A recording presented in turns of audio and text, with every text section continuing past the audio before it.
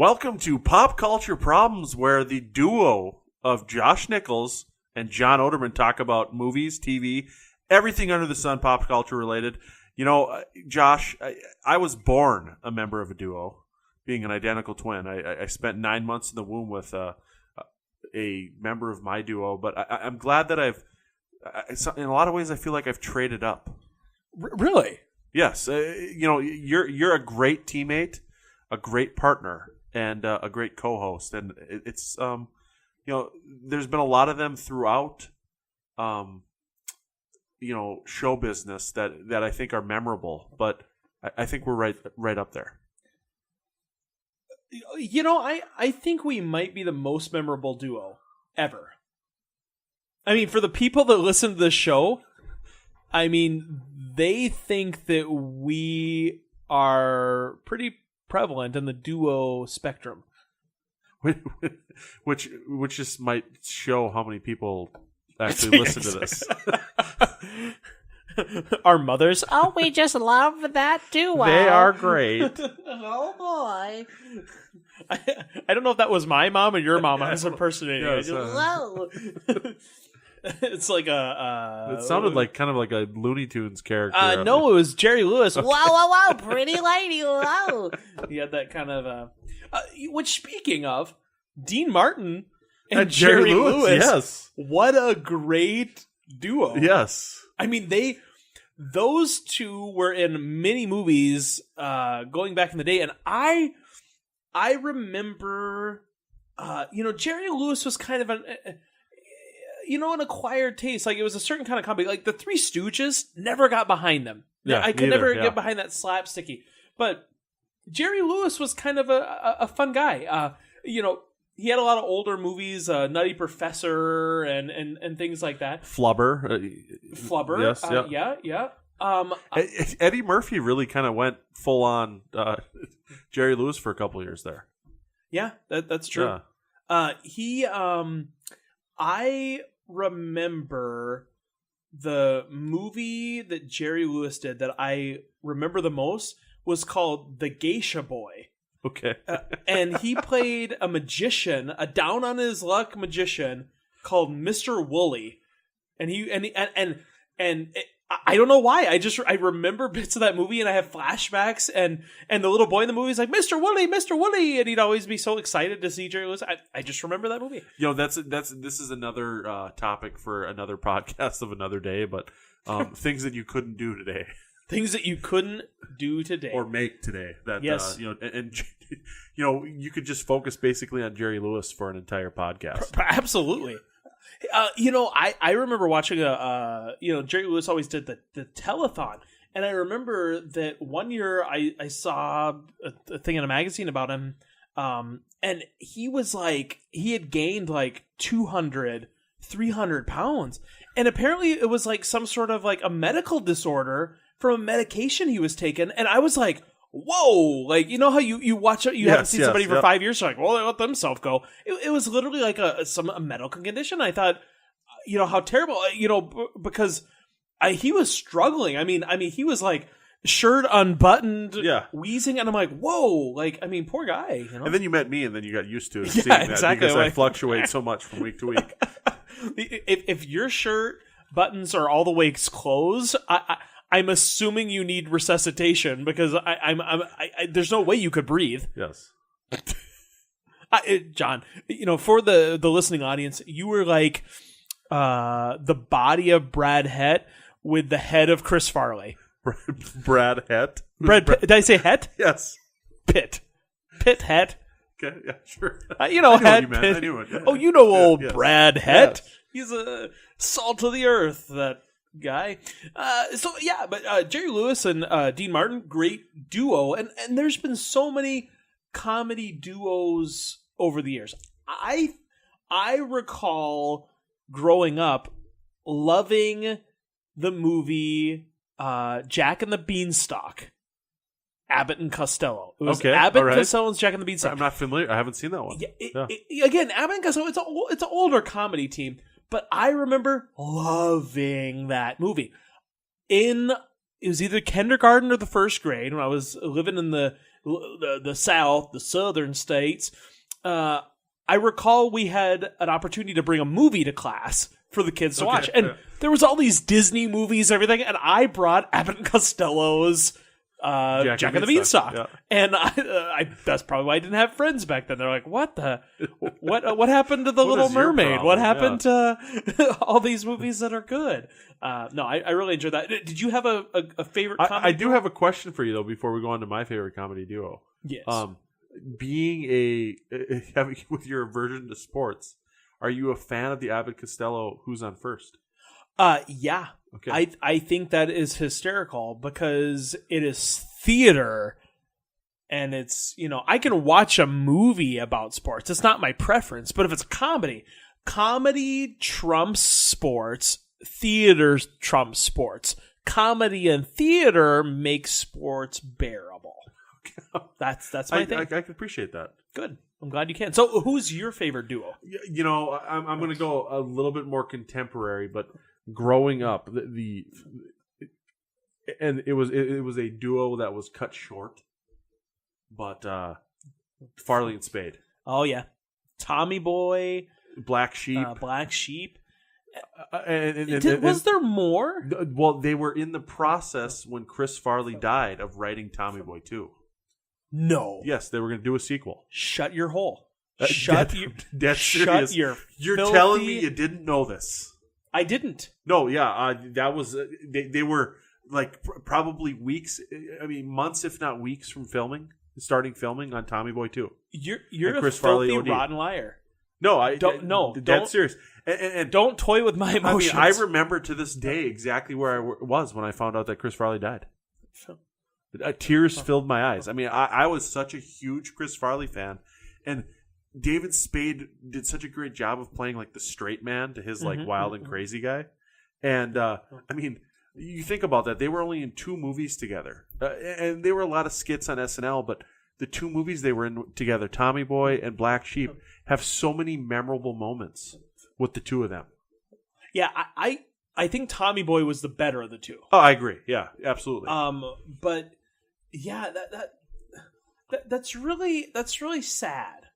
It's really sad about Tommy Boy 2. And I feel weird about this, but when an actor passes away, I think a lot of times I can become selfish where I'm like, oh, I wish I could have saw Tommy Boy too. Yeah. And it's not to diminish their life, but I think, it's a little selfish. It's not that I don't care about them and that they passed away. It's almost like an honor to their craft. Like, I'll never get to see them make their art again or to be in that movie again. I'll never get to see that. And I felt the same way with two other actors more recently. Robin Williams, I love Mrs. Doubtfire. Yep. And I know that they were looking at possibly making a Mrs. Doubtfire 2. Yep. Also, they're doing the live-action Aladdin movie and those types of things. So, I miss on that. Also, Alan Rickman. Yeah. They were almost ready to film a TV series of Galaxy Quest. Wow. Yes. I mean, with was all Tim Allen coming back? Tim Allen, Sigourney Weaver, the no whole cast. way. Yes, and they were in like the final stages of contracts and everything, and they were and I thought that would have been really cool for the series. And again, it wasn't that like, oh, Alan Rickman, I wish that you would have made that. I feel terrible that he passed away, but he was such a great actor and such a great artist, and he was so versatile, and I think that fans would have loved him reprising his role. Yeah. So I just think it's very sad. And with Robin Williams and Chris Farley, you have that element there of what went wrong. Mm-hmm. And they were you wish that they could have felt the joy that like they gave to so many other people. Yeah. And like I think back and like whenever I see like an old Chris Farley skit or my brother actually just sent me this video of Adam Sandler wrote a song about Chris Farley, and he performs it as like his stand-up comedy routines where he plays guitar and stuff, and it's about like wishing that he could just hang out with Chris Farley like for just an hour or another day or something like that. It's just like you think about it and how much like he made me laugh when I was younger, and I was like in 8th grade when he died. But it's like, think about all the great things he could have done, had he not died at 33. Yeah. Well, and how many great movies he could have made with David Spade. Well, yeah, they would have had a lot more movies together. I feel that sometimes this is where people can blend the reality and the fiction a little too much and get kind of muddled.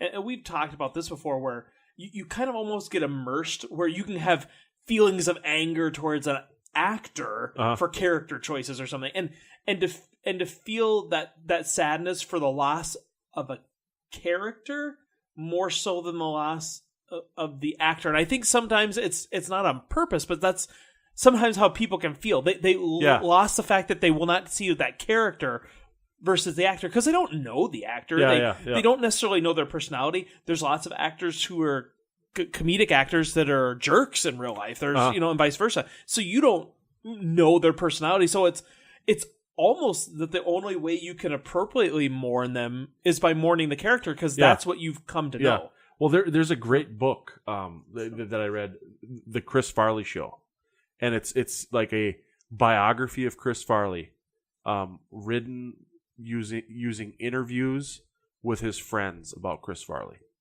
And so each chapter is like a different portion of his life, but it's his friends and family telling the story of their recollection of that time in Chris's life.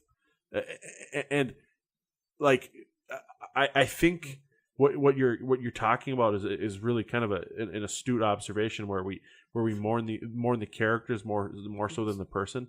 But after reading that book, like, he was a good man that was like really struck by feelings of inadequacy, and he was always trying to like make up for this this hole that for whatever reason was inside of him. And I mean it's amazing. He went to mass every day. I mean he's a devout Catholic, and there was just so many contradictory things in his life, like the character Matt Foley. The motivational speaker, actually named after a really good friend of his from college, possibly high school, that was a Catholic priest. And when he debuted that character, he's like, "Hey, I'm gonna show a character off at it was at like this comedy review in Chicago. I want you to come and see this character because I named him after you." And this this buddy of his that was a Catholic priest is interviewed in this book and talks about how, to his dying day, Farley had this real, he had these demons that he was fighting with. And you think about that. And that's why I said that about, Robin Williams had his own demons. And you think back and that's why I said what I said about, you wish that you could have helped them feel the joy that they gave so many people, because, they really were, I think Robin Williams and Chris Farley, to differing degrees, were good people. Sure. Yeah. But for whatever reason couldn't see that in themselves. Well, and then you have actors that pass away for different circumstances. Like you said, I recall the house I lived in, waking up in the morning and my mom telling me that Chris Farley had passed away. Yeah. But I also remember being in line in my mom's car for a car wash when we heard on the radio that John Candy passed away. Yeah. And that was, strictly, a heart attack kind of thing. It wasn't, like any sort of induced from drugs or suicide or something. But, equally as sad. But you kind of, again, you mourn the loss of the person. It's kind of like a what could have been type of thing. Yeah. You kind of have, and that's, God, we got real morbid. We did. We started out talking about like good, happy stuff, and yeah. Well, these comedy duos that you talk about. One thing about them is, with Farley and Spade, we talk about what could have been, and what could have been with just Chris Farley. He was supposed to be Shrek, and Mike Myers took over for him. He had filmed lines for Shrek and everything, and now I can't imagine it not being Mike Myers, but we'll never know. But with a duo, when one when half of the duo is gone, you lose that. You think about that, like if Farley had been Shrek, would like Spade maybe have been Farquaad, or like would Spade? Maybe. I don't know. You just think about like how things would have changed. And I mean, like you kind of end that duo, and a similar thing happened with one of my favorite duos of all time, Gene Wilder and Richard Pryor. Oh yeah, I mean those two were hysterical. One of my favorite movies, See No Evil, Hear No Evil. We just watched that a couple weeks ago. We just watched that together. I mean, that is just hysterical. And Richard Pryor, of all people, had demons. And even when they weren't involved together in a movie, there was like this like 1 degree of separation between them. Yes, I know. Richard Pryor was supposed to play the sheriff in Blazing Saddles. Yep. And there was another gentleman, I don't recall the name, who was playing the part Gene Wilder eventually took. And Richard Pryor didn't show up to the set of the movie when he was supposed to, and they gave him a call, and he was he had flew to a random city and was on one of his stupors, and so they cast somebody else. And then the gentleman who was doing Gene Wilder's character, in the movie, Gene Wilder's character is a drunk, and they thought he was playing the drunk part really well, but he was actually having a medical emergency. And so he ended up being taken away, and they called Gene Wilder and said, "Hey, can you show up real quick?" And so it's funny how one joined the movie and one left the movie. And yes. but that you think duo, about that movie and what it would have been. It's a great movie, but what it would have been like with Pryor and Wilder. Absolutely. Or Pryor and Wilder. Like you look at that, and them as a duo, I think it would have been just I mean, way better. Different, but I mean, it was good, but I mean, it just would have had a different feel. But Gene Wilder and Richard Pryor were two of the most different, polar opposite types of people that you could imagine. And Gene Wilder didn't particularly like profanity. Richard Pryor was into drugs. Gene Wilder was introvert. Richard Pryor was, just all sorts of party animal. Yeah, extroverted as could be. And so for those two to complement each other so well was cool. But Richard Pryor's demons kind of pulled him away, I think, from being involved, with Gene Wilder. And Gene Wilder, he did very few interviews, and I'm kind of paraphrasing here, but he said, Pryor was, when he was good, and when he was bad, he was bad. Like, I mean, when he was in his element and he was, had all of his wits about him, he was unbelievable. Ever. Yeah. But when he wasn't, he just was not, you know, and I think that's kind of sad for them too. Yeah. Kind of a duo that's not really a duo that you think about. Trey Parker, Matt Stone. Yeah, I mean, come on. Come on. I mean, they're not even like they're not even really a duo. I see them more as like the same person. From the stuff that I've read or the interviews I've seen, I kind of get the impression that Matt Stone is a little more coattails. Like I think that it seems that Trey Parker calls a little bit more of the shots, maybe, and I don't know if that's 100% true. I kind of get that impression, but I think Stone that, more of like the technical guy. I'm not sure. I think that each duo. I mean, when I was in college, I worked with a friend of mine, and we did a lot of movies and some sitcoms and some video work and stuff like that. And we were very different people, and we had very different ideas, but we complemented each other, and we knew how each other worked. So when we would write something, he would come up with a rough draft, just outline, and then we would spitball ideas, and I would down 90% of his ideas, and he would down 90% of my ideas. But that 10% was brilliant. Yeah. And we would be able to come together, and you need somebody distinctly different from your style to tell you what doesn't work. See, in like the interviews I've seen, like Stone is the guy that really more I feel like explains the technical aspects of how they put the show together, where Parker's talking more about like the ideas and stuff that get put into that technical element. So I see what you're saying there. I mean, like, it is important for and that's the thing where you talk about Wilder and Pryor and how they kind of fed off each other. to have a good duo, you need somebody that's going to pull out and kind of maybe cover up the weaknesses of the other with their own strengths. Yeah. And vice versa. This kind of Trey Parker, Matt Stone is kind of a different turn on the duo or the team. Similarly, you kind of have these group teams. Two examples would be like the Adam Sandler and crew, like the Grown Ups and and like the Tim Burton crew, like where he always casts Johnny Depp and Helm Goldman Carter, and you know what I mean. It's kind of like they have these these friends like that are kind of always troops. in the same acting troops. Like the That's a good way to put it. The crew that did Reno 911. I loved that show. Yep. And it was like the same people, and they've done a couple movies here and there. What's the Super Troopers guys? Whatever Lizard. Yeah, I know what you're talking about. Yeah, but I mean, when those guys get together, and I think they probably just sit in a room and just like spitball, and absolutely. I mean, I would love to be like a fly on the wall and just like hear the ideas and see which ones get cut because I mean those movies are hilarious. Here's another example of me not knowing a name, and so I'm just gonna arbitrarily assign Broken Lizard. What? I think it's Broken Lizard or something like that. No, I was talking about Simon Pegg and the fat guy. I don't know the other guy's name. Yeah. But they're Shaun of the Dead. Hot Fuzz, I think it was. Yep. Do you know the fat guy's movies. name?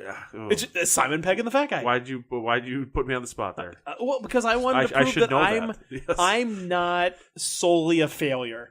Other people fail too. I want people to know that I'm not the only one.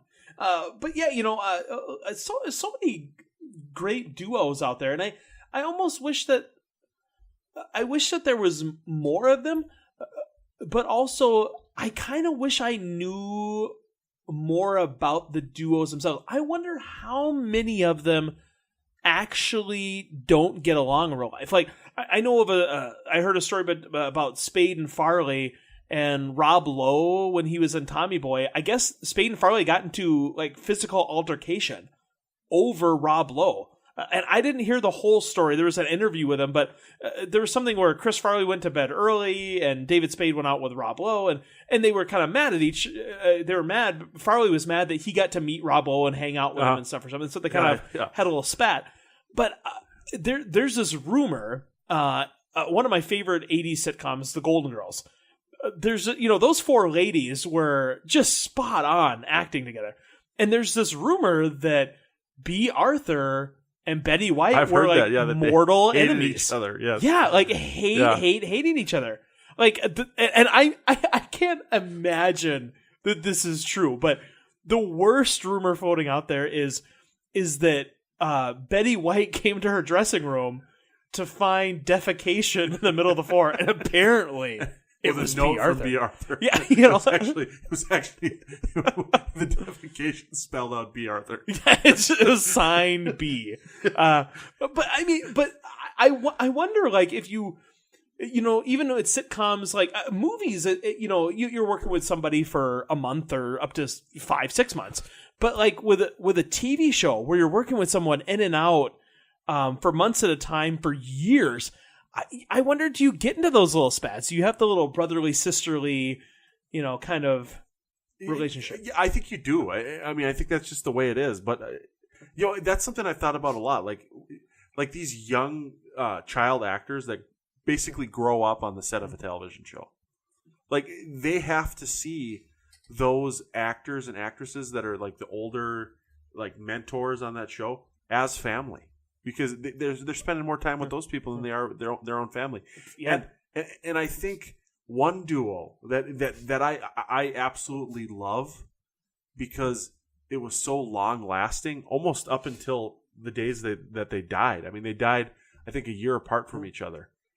They started way back with The Odd Couple, back in the day, and then they came back up with Grumpy Old Men. That was Jack Lemmon and Walter Matthau. Oh yeah. I was thinking of the TV show The Odd Couple, and I was like, that was Jack Lemmon. Like I was like, no, that's not right. No, yeah, those those two grumpy old men. You know, that was a show that my father-in-law had never seen, and I was explaining it to him, and he was like, "I have to see that movie." So we got it, we watched it, and he loved it. And it's like, okay, well, now we got to get grumpier old men. So, question: grumpy old men or grumpier old men? Which is best? I don't know. I mean, well, I'll sit here and wait until you decide.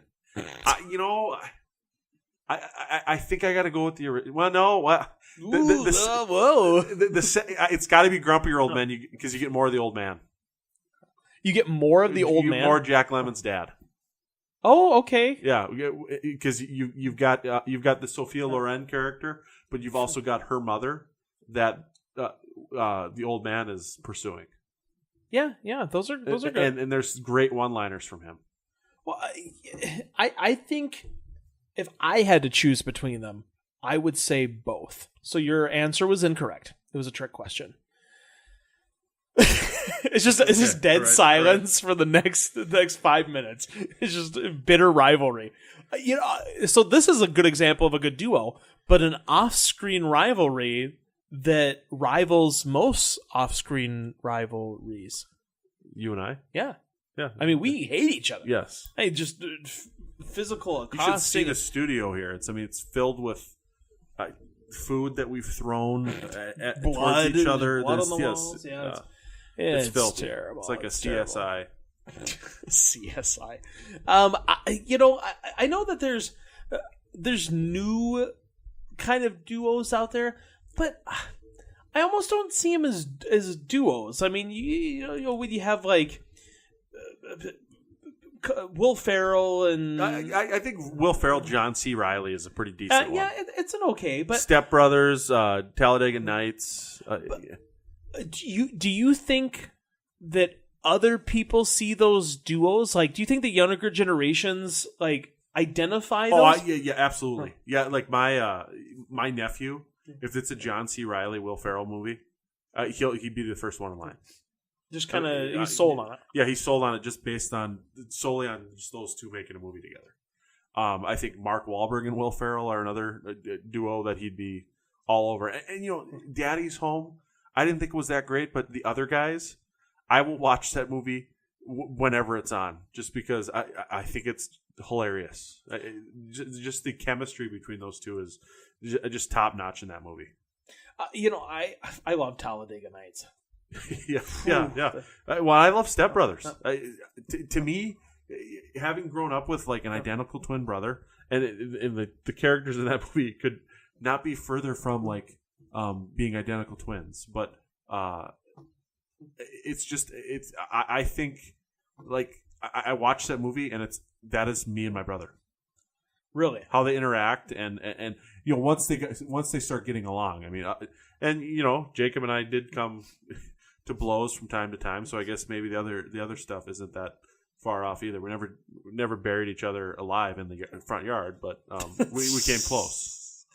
It's it's just little things like that. Yes. I'm trying to think of duos that kind of seem like they're misfit. Like we talked about Gene Wilder, Richard Pryor being kind of different people, but they were both comedians.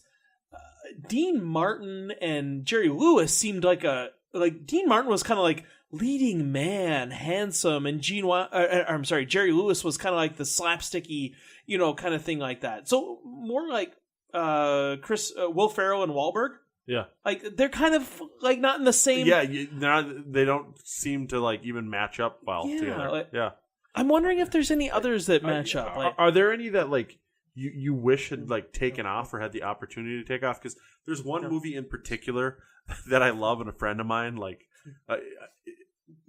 once a year we like get together and watch it, because it's just we get a group of guys together and watch it, and that's Dirty Work with Norm Macdonald and Artie Lang. Yeah. He's got his finger up that dog's butt, doesn't he? And Norm Macdonald is a guy that does not get the credit he deserves. No, I think he is hilarious.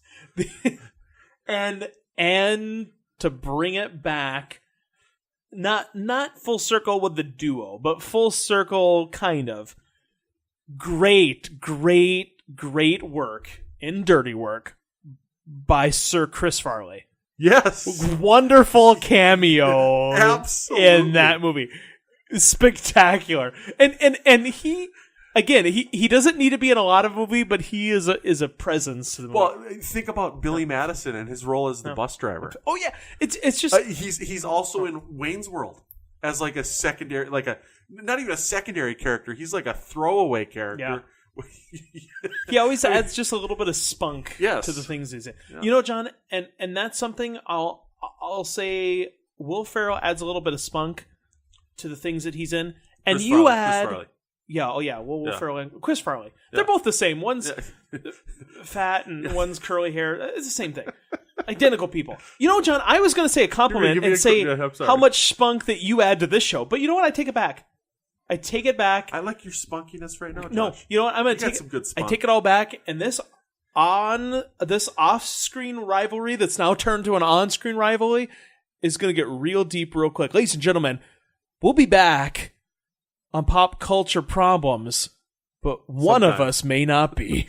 We'll see you next time.